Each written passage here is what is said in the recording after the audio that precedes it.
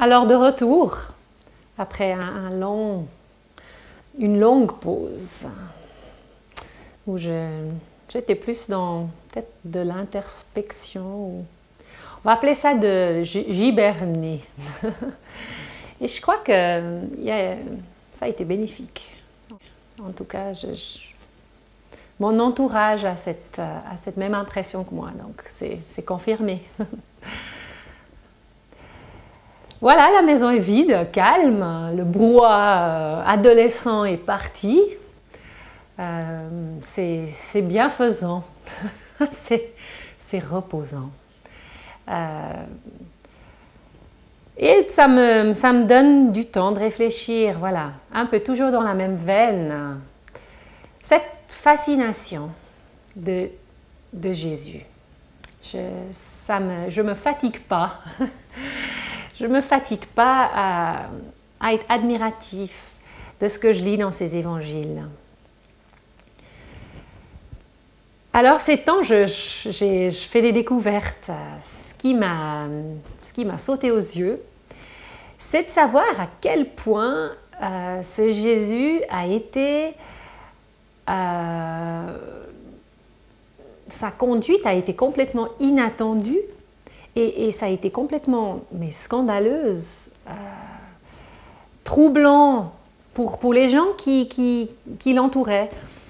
2000 ans plus tard, on ne se rend pas bien compte de cet effet-là.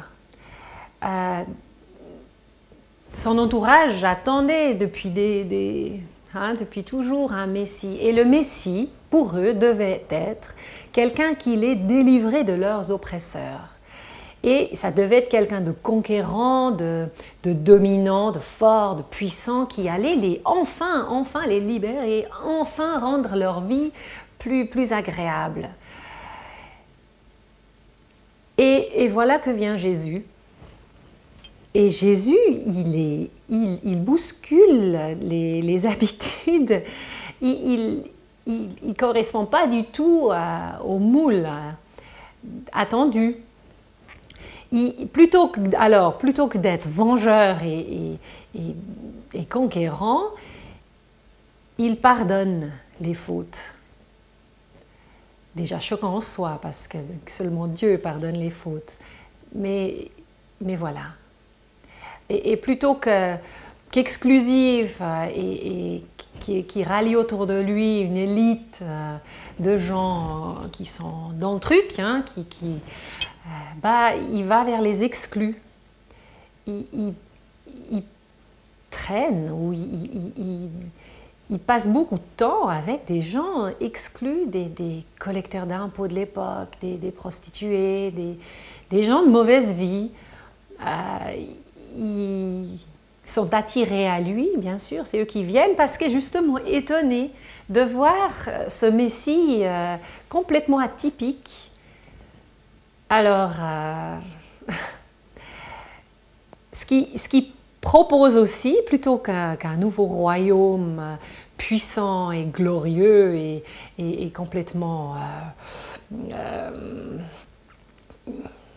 tout puissant, il dit que le royaume commence tout petit. Il parle de graines qui deviennent de grands arbres. Il parle de levure qui fait monter la pâte. Donc en fait, des tout petites choses, toutes simples, toutes basiques, pas très nobles.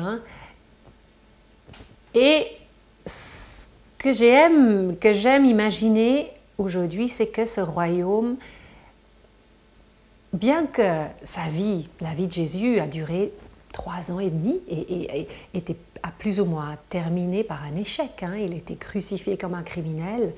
On peut dire, voilà, d'ailleurs les disciples étaient tout déboussolés, tout déçus.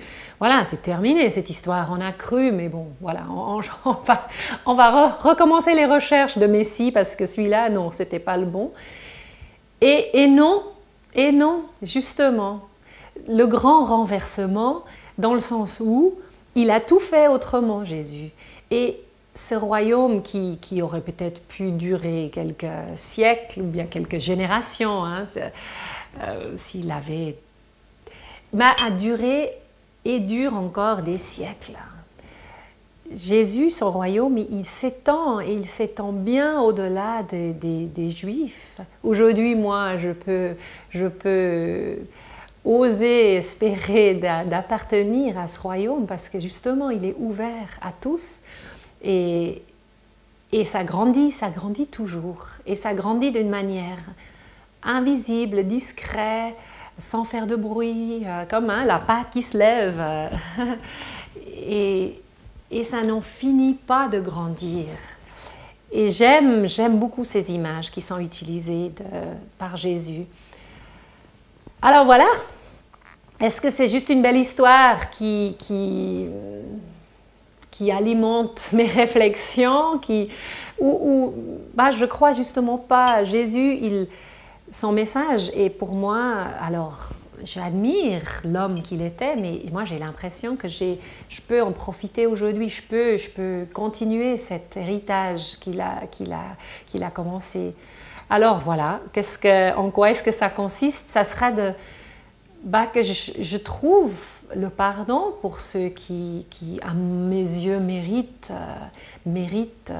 critique et vengeance et punition. Que je trouve quelque part le pardon et que je trouve cet accueil pour peut-être les gens exclus qui seront peut-être pas forcément dans mon cercle restreint d'élus, de choisis, mais peut-être d'aller trouver ou peut-être de voir plus loin que juste mon cercle restreint d'initiés ou de choisis. Et aussi de voir que c'est possible que les choses petites et les choses toutes simples et les choses pas forcément clinquantes ont leur valeur et sont peut-être pleines de richesse. Et ça me stimule, ça me met en route 2000 ans plus tard.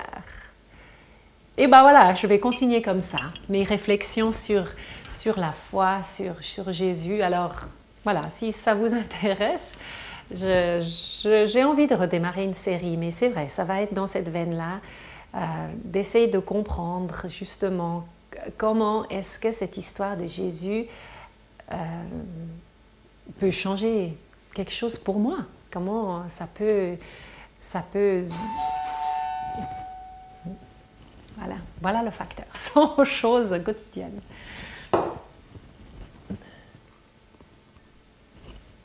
C'était le facteur et j'ai ma petite lettre de mon amie Deb.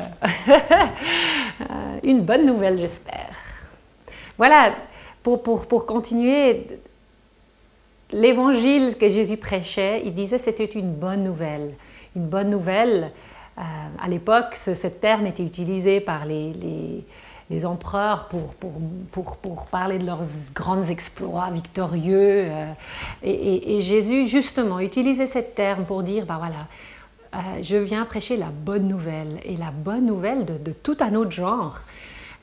Le grand renversement des valeurs, que le petit sera le grand et le dernier sera le premier.